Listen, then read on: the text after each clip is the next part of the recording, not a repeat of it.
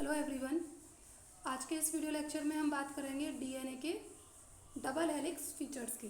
DNA के double helix features की इसमें हम बात करेंगे, या फिर हम इसको कह सकते हैं सैलिएंट फीचर ऑफ डीएनए। तो चलिए स्टार्ट करते हैं। तो डीएनए में क्या होगा कि डीएनए में दो न्यूक्लियोटाइड चेन होती हैं। डीएनए के अंदर दो पॉलीन्यूक्लियोटाइड चेन होती हैं, और वो जो दोनों पॉलीन्यूक्लियोटाइड चेन हैं वो आपस में आके कंबाइंड होंगी, और कंबाइंड होने के बाद क्या होगा, ऐसे कॉइल्ड स्ट्रक्चर बन जाएगा और इसमें हेलिक्स बन जाएंगे।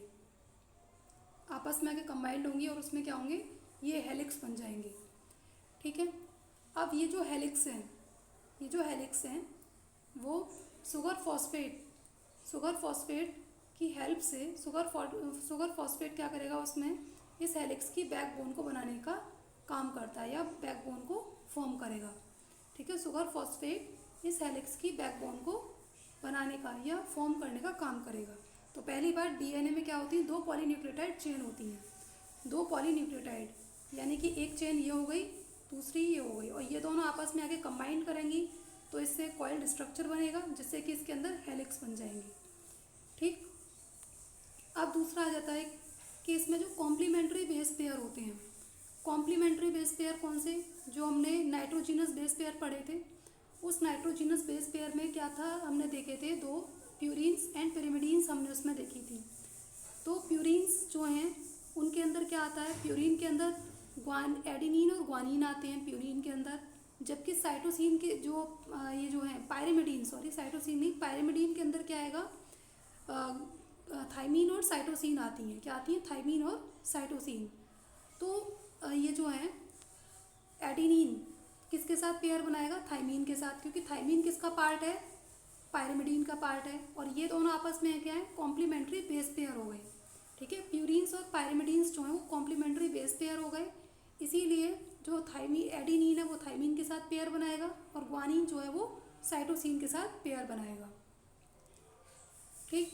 अब इसके बाद जो एडेनिन है वो थाइमीन के साथ, और एडेनिन थाइमीन के साथ, और ग्वानिन साइटोसिन के साथ पेयर बनाएगा। साथ ही साथ इनको कंबाइन करने में, यानी कि इन दोनों को जोड़ने में जो हेल्प करेगा वो हाइड्रोजन बॉन्ड की हेल्प से ये आपस में आके कनेक्ट होंगे। एडेनिन थाइमीन से और थाइमीन और ग्वानिन साइटोसिन से ये हाइड्रोजन बॉन्ड की हेल्प से कनेक्ट होते हैं। ठीक। अब जब एडेनिन थाइमीन के साथ कनेक्ट होगी तो वहाँ पर दो हाइड्रोजन के बॉन्ड आएंगे, और ग्वानिन और साइटोसिन जब आपस में कनेक्ट होंगे तो वहाँ पर तीन हाइड्रोजन के बॉन्ड आएंगे। ठीक है। एडीन और ग्वानिन जब आपस में कनेक्ट होगी तो वहाँ पर दो हाइड्रोजन के बॉन्ड, और ग्वानिन और साइटोसिन है, जब ये आपस में कनेक्ट होंगी तो वहाँ पर तीन हाइड्रोजन के बॉन्ड आते हैं। ठीक। अब इसमें नेक्स्ट इसमें आ जाता है कि इसका जो हेलिक्स है वो राइट हैंडेड फैशन में होता है।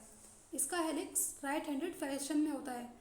हेलिक्स जो बन रहे हैं, इसमें जो लूप आप देख रहे हैं वो राइट हैंडेड फैशन में कैसे, आप अपने राइट हैंड को लीजिए, और राइट हैंड में जो आपकी फिंगर का डायरेक्शन जिस साइड है, आप अपनी फिंगर को मोड़िए, और फिंगर का फिंगर का जो डायरेक्शन जिस साइड है ना, उसी हिसाब से ये जो हमारा डीएनए है वो इसी तरीके से, इसी वे में कॉइल्ड रहता है। तो इसीलिए यहाँ पर कहा जा रहा है कि इसका जो हेलिक्स है वो राइट हैंडेड फैशन में होता है। इसकी जो पिच है वो 3.4 नैनोमीटर होती है, और एक लूप के अंदर जो एक लूप है या एक हेलिक्स जो है, एक टर्न जो आ रहा है, उस एक टर्न में कम से कम 10 बेस पेयर होते हैं हर एक में, यानी कि जितने भी टर्न हैं जो आपको ये जो ऐसे ये जितने भी टर्न हैं ये है ना, इनमें 10 बेस पेयर इनके अंदर रहते हैं, और ये जो बेस पेयर है एक दूसरे के ऊपर स्टक रहते हैं, और स्टक रहने की वजह से ये इसको डीएनए के किसी भी डीएनए को या फिर हेलिक्स को क्या करेंगे, स्टेबिलिटी प्रोवाइड कराने का काम करते हैं। ठीक है। नेक्स्ट इसके अंदर आ जाता है packaging of DNA helix. DNA helix की पैकेजिंग किस तरह से होती है।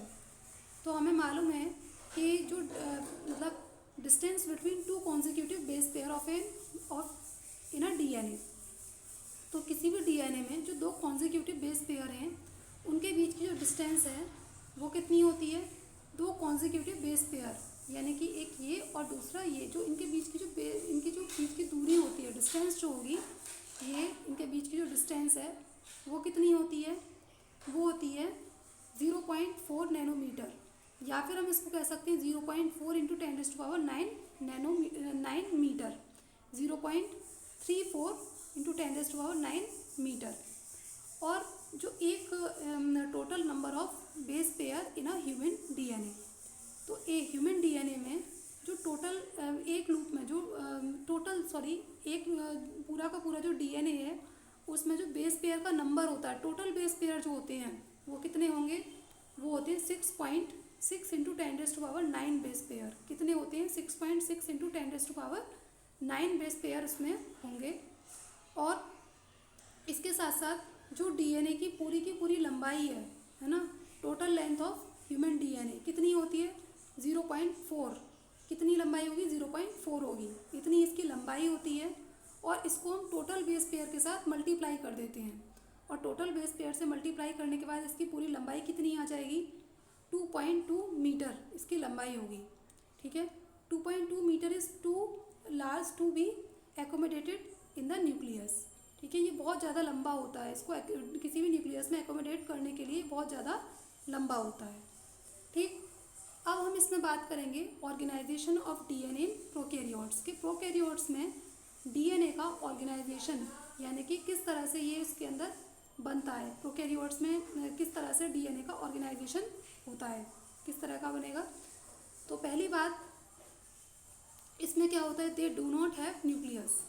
तो प्रोकैरियोट्स जो होते हैं इनके अंदर न्यूक्लियस नहीं होता है।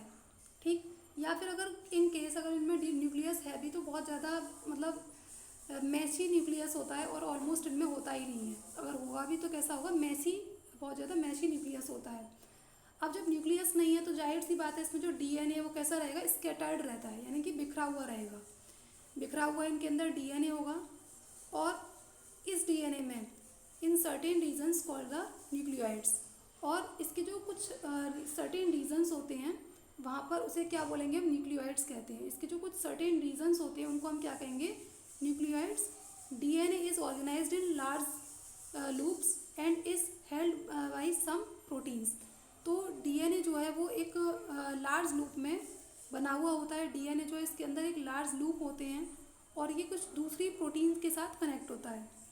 मतलब यहाँ पर ये क्या कहना चाहते हैं कि जो डीएनए है वो एक नेगेटिव चार्ज प्रोटीन है, और वो हमेशा एक पॉजिटिव चार्ज प्रोटीन के साथ जुड़कर रहना चाहता है। ठीक है, डीएनए कैसी प्रोटीन है, डीएनए भी एक तरह की प्रोटीन है, पर कैसी प्रोटीन है, नेगेटिव प्रोटीन है। और जो ये किसके साथ हेल्ड यानी कि किसके साथ जुड़कर रहना चाहता है, पॉजिटिव प्रोटीन के साथ या पॉजिटिव चार्ज प्रोटीन के साथ ये जुड़कर रहता है। ठीक, अब इसके बाद हम बात करते हैं organisation of DNA in prokaryotes के। प्रोकैरियोट्स में डीएनए का किस तरह से ऑर्गेनाइजेशन होता है। तो प्रोकैरियोट में क्या होगा कि हमें पता है कि डीएनए कैसा है मॉलिक्यूल, या डीएनए कैसी प्रोटीन है, एक पॉजिटिव चार्ज प्रोटीन है। ठीक है, they have positive charge basic protein called histone. तो इनके अंदर क्या होती हैं, एक पॉजिटिव, डीएनए तो पहले से ही नेगेटिव है, अब इसके अंदर क्या होंगी कि कुछ पॉजिटिव चार्ज प्रोटीन होती हैं जिन्हें हम हिस्टोन कहते हैं। हिस्टोन कहते हैं। अब ये जो हिस्टोन है ये किससे मिलकर बना हुआ होता है, इसके अंदर कुछ अमीनो एसिड्स होते हैं, अमीनो एसिड्स का रेसिड्यू होता है। जो हिस्टोन है ये किससे मिलकर बना होगा, लाइसिन और आर्जिनिन से मिलकर बना होता है। लाइसिन और आर्जिनिन क्या है, लाइसिन और आर्जिनिन जो हैं वो अमीनो एसिड्स हैं, बेसिक अमीनो एसिड्स हैं। ठीक है, वो कैसे हैं, बेसिक अमीनो एसिड्स हैं। और ये किसको बनाएंगे, हिस्टोन को बनाएंगे। हिस्टोन क्या है, पॉजिटिव चार्ज है, और हमें क्या मालूम है कि डीएनए कैसा है, नेगेटिव चार्ज है, नेगेटिव चार्ज प्रोटीन है। अब डीएनए और हिस्टोन ये आपस में आकर मिलेंगे और तब आगे का जो वर्क है उसको करेंगे। तो पहले अभी यहाँ पर हम बात करें हिस्टोन ऑक्टेम्बर की बात कर रहे हैं। तो हिस्टोन ऑक्टेम्बर बनता कैसे है कि जब हिस्टोन की 8 मॉलिक्यूल आपस में आकर जुड़ जाते हैं, जब हिस्टोन के 8 मॉलिक्यूल आपस में आकर जुड़ जाएंगे तब क्या बनेगा, हिस्टोन ऑक्टेम्बर बन जाएगा। ठीक है, एक हिस्टोन कैसे बन रहा है, उसके अंदर लाइसिन और आर्जिनिन ऐड है, अमीनो एसिड्स का रेसिड्यू। लाइसिन और आर्जिनिन जब आपस में आके जुड़ेंगे तो हिस्टोन बन जाएगा। हिस्टोन क्या है, पॉजिटिव चार्ज है। अब हिस्टोन ऑक्टेम्बर कैसे बनेगा, जब हिस्टोन के 8 हिस्टोन यानी कि 8 हिस्टोन आपस में आके जुड़ जाएंगे तब हिस्टोन ऑक्टेम्बर बन जाएगा। ठीक है, अब इस तरह से क्या होगा कि हिस्टोन ऑक्टेम्बर यानी कि जो हिस्टोन ऑक्टेम्बर है और डीएनए यानी कि जो डीएनए चार्ज प्रोटीन है, ये आपस में के कंबाइंड करेंगे और कंबाइंड करने के बाद क्या करेंगे, ये न्यूक्लियोसोम को बना देंगे। ठीक है, ये यहाँ पर आप देख रहे हैं कि ये एक हिस्टोन है और ये तो एक हिस्टोन प्रोटीन हो गई। ये यहाँ पर क्या है, DNA, DNA negative charge protein यानी कि डीएनए हो गई और इसने इसको इस तरह से मतलब अपने अंदर इसको बांध लिया है ना। तो एक ये इस तरह से बना। अब ऐसे क्या होगा कि ऐसी काफ़ी सारे इस टाइप के जो स्ट्रक्चर है ना, काफ़ी सारे बन जाएंगे, ऐसे करके यूँ काफ़ी सारे स्ट्रक्चर बन जाएंगे। यहाँ पर सिर्फ एक ही स्ट्रक्चर को दिखाया गया है। ये स्टोन है, ये नेगेटिव चार्ज प्रोटीन है यानी कि ये डीएनए है और डीएनए ने क्या किया है कि इस हिस्टोन ऑक्टेमर को बाइंड कर लिया है, अपने साथ बांध लिया है। ठीक है, तो एक न्यूक्लियोसोम बना। ठीक है, अब काफ़ी सारे ये इस तरह से जब बहुत सारे एक दूसरे में आके ऐसे बन जाएंगे तो क्या बन जाएगा, न्यूक्लियोसोम बन जाएगा। क्या बनेगा, न्यूक्लियोसोम बन जाएगा। ठीक है, a nucleosome has approx 200 base pair of DNA. तो एक जो न्यूक्लियोसोम होता है उसमें अप्रॉक्सीमेटली डीएनए के 200 बेस पेयर होते हैं। ठीक है, एक न्यूक्लियोसोम में कम से लगभग कितने होंगे, डीएनए के 200 बेस पेयर होते हैं। अब न्यूक्लियोसोम कैसे बना है ये पता है ना। न्यूक्लियोसोम कैसे बना कि हिस्टोन और नेगेटिव चार्ज प्रोटीन आकर जुड़े और उन्होंने एक ऐसे स्ट्रक्चर को बना दिया। ये वाला जो स्ट्रक्चर है, ऐसे स्ट्रक्चर को ये एक ऐसे स्ट्रक्चर को बना दिया। ये वाला स्ट्रक्चर एक बना, फिर 2, फिर 3, इस तरह से, और ये यहाँ पर इस तरह से एक दूसरे के साथ कंबाइंड होते चले गए। इसको हम कहेंगे न्यूक्लियोसोम। अब एक न्यूक्लियोसोम के अंदर क्या होगा, डीएनए के लगभग 200 बेस पेयर होते हैं। कितने होंगे, डीएनए के लगभग 200 बेस पेयर यहाँ पर होंगे। अब ये जो न्यूक्लियोसोम है, ठीक है, ये जो न्यूक्लियोसोम है ये किससे रिजेंबल होता है, ये करीब ये कैसा दिखता है, ये आगे जाकर किसको बनाएगा, पहले तो ये क्रोमेटिन को बना देगा। न्यूक्लियोसोम आगे जाकर किसको बनाएगा, क्रोमेटिन को बना देगा। और ये दिखता कैसे, ये ऐसा दिखता है जैसे कि किसी भी मतलब कोई धागा है, उस धागे के अंदर मोती पड़े हुए हैं, मतलब resembles beads present on string, यानी कि किसी स्ट्रिंग में कुछ मोती पड़े हुए हैं, यानी कि एक धागे के अंदर जो मोती पड़े हुए होते हैं, कुछ ये ऐसा दिखाई देता है। ठीक है, न्यूक्लियोसोम आगे क्रोमेटिन को बनाएगा और ये कैसा दिखाई देगा, ये जो क्रोमेटिन है किस टाइप का दिखाई देगा, ये कुछ ऐसा दिखाई देता है जैसे कि किसी धागे के अंदर मोती पड़े हुए हैं, ऐसा दिखाई देता है।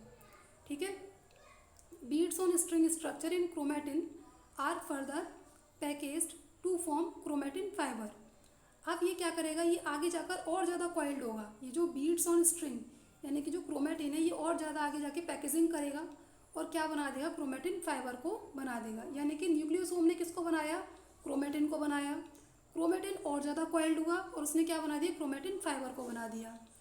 अब which further coiled and condense, और ये इतने ज़्यादा कॉइल्ड हो जाते हैं, इतने ज़्यादा कॉइल्ड हो जाएंगे इस तरह से कि बहुत ज़्यादा कंडेंस हो जाते हैं, मतलब घने हो जाते हैं। कंडेंस का मतलब बहुत ही ज़्यादा घने हो जाते हैं। और आगे जाकर मेटाफेज के दौरान आपको पता है कितनी फेजेज आती हैं, 4 फेजेज आती हैं, एनाफेज, मेटाफेज, टीलोफेज। ठीक है, एनाफेज, मेटाफेज, टीलोफेज और प्रोफेज, ये 4 फेजेज किसी भी उसमें सेल डिवीज़न के दौरान आती हैं।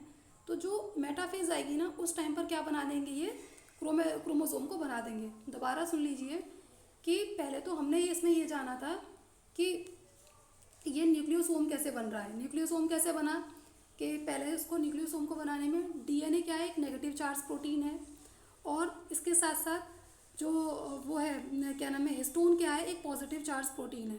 तो पहले हमने जाना कि हिस्टोन कैसे बना, उसके अंदर क्या है, लाइसिन और आर्जिनिन है। अब ये लाइसिन और आर्जिनिन क्या है, ये अमीनो एसिड्स हैं।